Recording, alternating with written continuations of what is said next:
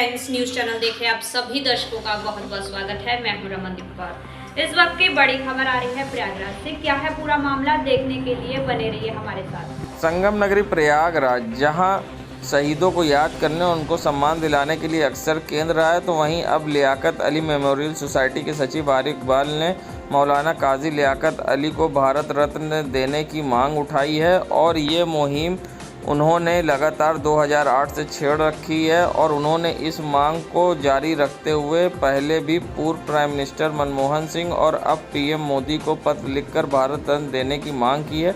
बता दें, 1857 के प्रथम स्वतंत्रता संग्राम के दौरान अंग्रेज़ी हुकूमत को चुंगुल से 11 दिनों तक शहर को आज़ाद रखने वाले आंदोलन की अगुवाई काजी सैयद मौलवी लियाकत अली ने की थी। मौलवी लियाकत अली की हमने जो मरणोपरांत भारत रत्न देने की मांग को लेकर 2008 से मैं लड़ाई लड़ रहा हूँ। उनके नाम पे सोसाइटी बना के लगातार मैं भारत सरकार से लेटर भी लिखा हूँ, मांग भी किया हूँ। आज़ादी एक्सप्रेस यूपीए सरकार के दौरान छपा था, उसमें इलाहाबाद महंगाओं और लियाकत अली साहब का नाम हटा दिया गया था। हम लोगों को बड़ी स्तब्ध हुआ वो हुआ कि इलाहाबाद के इतने बड़े फ्रीडम फाइटर और हिंदुस्तान लेबर जिन्होंने 1857 में 7 दिन अंग्रेजों से आज़ाद कराया रखा, खुसरूबाग को इसका केंद्र बना के रखा, उनका नाम हटा दिया गया। और मौलवी लियाकत अली का इतिहास से नाम हटाने की कांग्रेसी गवर्नमेंट ने साजिश की। उस यूपीए सरकार में जब उनका नाम हटा दिया गया, लगातार इस मुहिम को यहाँ के तमाम मीडिया वालों ने, स्थानीय अखबारों ने, बड़े अखबारों ने हमारी इस मुहिम का लगातार साथ दे रहे हैं। हम उनके नाम पे सोसाइटी पर रजिस्टर्ड करा के लगातार हम उनके लिए लड़ाई लड़ रहे हैं। चिट्ठी लिखना, मांग करना, लोगों में जागरूकता, आवाम के बीच में जाके, और तमाम जो मंत्रीगण, विधायकगण, सांसदगण आते, और हम अब AIMIM के राष्ट्रीय अध्यक्ष, लोकसभा के सांसद बैरिस्टर सदुद्दीन ओवैसी साहब से शीतकालीन अधिवेशन में मांग करेंगे, इलाहाबाद दौरे के दौरान ज्ञापन देकर कि उनको उनकी मांग को लोकसभा में उठाया जाए, मरणोपरांत भारत देने की मांग को। प्राचीन काल से नाग पंचमी पे और दंगल और कबड्डी का आयोजन हुआ करता था, मगर अब धीमे धीमे इस खेल की प्राथमिकता भी कम होती जा रही है, जिसके बाद अब लोग दंगल और कबड्डी जैसे गेम का आयोजन नाग पंचमी पे जो हुआ करता था अब नहीं हो रहे हैं। हमने जब इसके बारे में जाना क्या इसका महत्व है और अब क्यों नहीं हो रहा है, तो इसके बारे में प्रयागराज के वरिष्ठ समाज सेवी बाबा अभय अवस्थी ने कुछ अपने अंदाज में अलग ही बात बताई, जिसको जानकर हम दंग रह गए। आइए सुनाते क्या कहना है बाबा अभय अवस्थी का। देखिए, ऐसा है, भारतीय परिवेश में 3 मौसम हैं आम बोलचाल की भाषा: झूरे, बरसाते और जाड़े। झूरा माने जो गर्मी है, बरसाते माने बरसात, और जाड़े माने जाड़ा।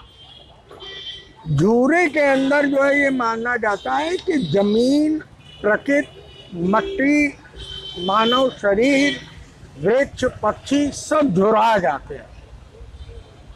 और देखिए कितना खूबसूरत जो है ये क्रम है कि झूरा पड़ने के बाद जो है, जिसको आप कहते हैं बैसाख, जेठ, आषाढ़, ये 3 महीने का झूरा बीतने के बाद फिर बारिश आती है। तो हम बरसात में जो है, बरसात का शिखर है सावन, और सावन का शिखर है नाग पंचमी।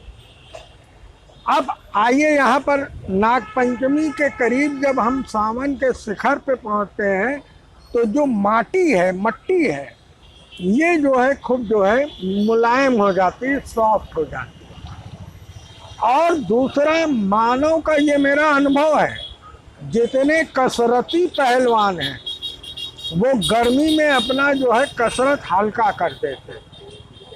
उसके बाद जैसे ही ये सावन लगता था और पानी शरीर को लगता था, तो शरीर में अजीब सी वैज्ञानिक रूप से जो है वो स्फूर्ति और परिवर्तन आ जाता है, और इसीलिए शक्ति का भी आभास होता है। इसीलिए शक्ति के जो खेल हैं कबड्डी और कुश्ती, ये नाग पंचमी के दिन इनकी प्रतियोगिताएं होती थी। आयोजन तो क्या कहेंगे आप?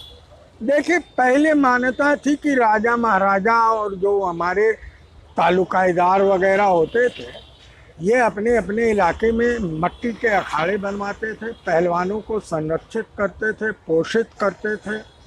आज जो है राष्ट्रीय से लेकर ओलंपिक तक ये प्रतियोगिता मट्टी के अखाड़े की प्रतियोगिता समाप्त हो गई।